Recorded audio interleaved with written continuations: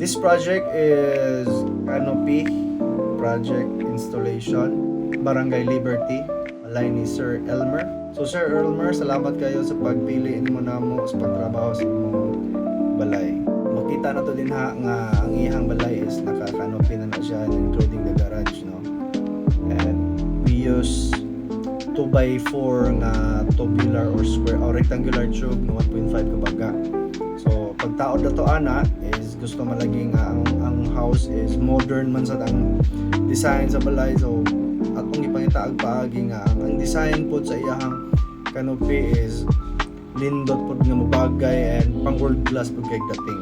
Start ta sa garage pag install atong ipangitaag style nga design nga dili gyud ingon nga common ra nga design. After ato pag install sa canopy, after pag attach na to dito sa wall, atong dayon siyang before sa pintalan atong masilyahan nato siyang body filler para ang katong mga agi sa mga welding is dili man na ma-perfect nga masilyo na to kay syempre kanang tubular manggod ang gawas ra manggod ang ato mapintalan ana. So para mo na nga kung di mapintalan ng ilaw mo na nga dito magsugod ang taya.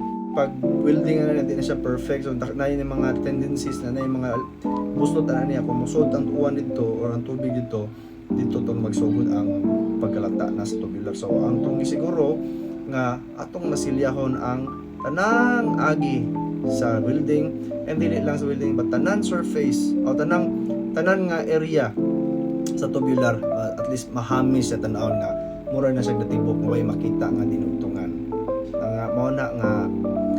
After sa pagmasilya, ato na siyang gipintalag unag metal primer.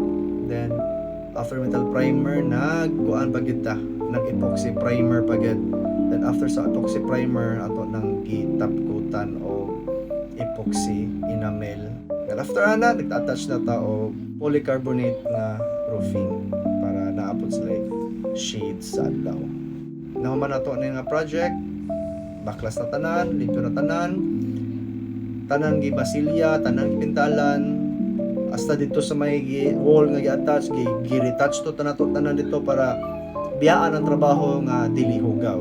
Then si Sir karon is nag-enjoy siya sa iyang 1 year warranty nga labor. So every time nga naito or naay mga kuan is libre ra na siya. Then do na check ups na for 1 year, no? Check up po na siya kung kabito, nabi ang mga riberonon, nabi ang ihugtan ng mga screw, sagot na nasa Kimco. So kamo diha nga nagplano nga magpakanopi pod, you can choose Kimco.